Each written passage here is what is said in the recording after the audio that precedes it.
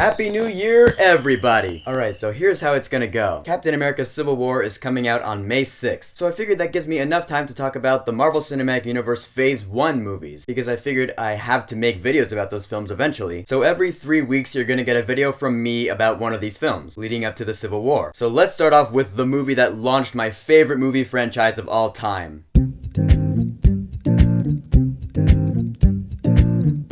Iron Man. So Iron Man is the first film in what would eventually become the Marvel Cinematic Universe. This is back in 2008, and Marvel has now taken it upon themselves to make their own movies without any big studios. This was back before Disney bought Marvel. So in Iron Man, we have Tony Stark played by Robert Downey Jr., who is the perfect pick for the character. There are very few cases in which the casting for a movie was as perfect as Robert Downey Jr. as Tony Stark. He's the CEO of Stark Industries, which is pretty much a weapons manufacturer for the US military. And the guy totally is a genius billionaire playboy. He has no cares in the world. He's got his huge mansion in Malibu. He's getting laid every week. Life is good for him. And he's got 2 assistants. One of them's an AI, Jarvis, voiced by Paul Bettany, and I actually heard that he did like all of his lines for this movie in like 2 hours. And he had no idea what he was working on. What film was he doing this for? He had no clue. Stark's other assistant is Pepper Potts, played by Gwyneth Paltrow. And I actually really like seeing this relationship that these 2 characters have, because you can tell there's that kind of romantic spark between them, but neither of them really want to do anything about it. Stark's best friend is Lieutenant Colonel Jim Rhodes, played by Terrence Howard in this movie. And I actually think I'm one of the few people left who actually prefers Terrence Howard in the role. I mean, I like Don Cheadle, but I just thought Terrence Howard was a lot more likable. But you know, Don Cheadle now has been in a lot more movies, so I've grown to accept it. And in this movie, we have Jeff Bridges as Obadiah Stane. And this is actually the first movie I ever saw Jeff Bridges in. Obadiah Stane was the CEO of Stark Industries before Tony Stark took over. And now that Tony Stark has taken over, Obadiah Stane kind of has a bone to pick with him. And now for the premise. Tony Stark is out in Afghanistan somewhere doing a weapons presentation for the US military, and bada boom, he's captured by terrorists who pretty much say, yeah, okay, make that for us and we'll let you go free, which no, they won't. So what does Tony Stark do? Well, he builds an Iron Man suit and he gets out of there. He blows up all the weapons that they have and he escapes. Now, I remember when I first saw this movie in theaters back in 2008, it's something I will never forget because it was something I'd never seen before. That Iron Man suit had to be one of the coolest things I've ever seen in a movie. So now Tony Stark is back home. He shuts down his own company pretty much because he's seen what his weapons can do. He upgrades his Iron Man suit and he goes back over there and he just wreaks havoc. I love that scene where he goes over there. He just boom, boom, boom. He just wipes out all these terrorists. It's awesome. And from there, the action's not yet over because he flies away, but now those 2 jets are going after him. It's one of my favorite scenes in the movie. Now, it's been quite a few years since this movie. It's been like almost 8 years. Watching this movie now, it's such a different vibe from what we have now with Ant-Man and Ultron and shit. Iron Man 1 is so grounded in reality. There's no bigger comic book shit. It's just Tony Stark makes weapons for the military. He gets captured by terrorists. Now he makes an Iron Man suit, and now he's a superhero in this normal world. And it's really cool when I hear stories about when Marvel was making this movie, they weren't sure how it would go out. It reminds me of the original Star Wars. When George Lucas first made that, there were a million problems with it. No one was really sure if it would be good. And like this movie, in a very similar way, when Iron Man came out, everyone loved it. It is one of the best movies of Phase 1, if not the best. All the characters were acted perfectly. It doesn't give you the entire MCU right off the bat. I mean, yeah, you do see Phil Coulson in S.H.I.E.L.D. It introduces you to that. And of course, there's the ever so famous post-credit scene, which I actually did stay after the credits for in theaters when I first saw it. You see Samuel L. Jackson as Nick Fury talk to Tony Stark. He's like, you've become part of a bigger universe, you just don't know about it yet. I'm here to talk to you about the Avengers Initiative. That must have been pretty mind-blowing for comic book fans. My first thought after seeing that was actually, is Iron Man 2 going to be the Avengers? That's seriously what I thought. One of the most underrated parts of this movie is the score. Ramin Djawadi did the score for this movie, and it's one of my favorite Marvel scores. You know the main theme of this movie that's all like...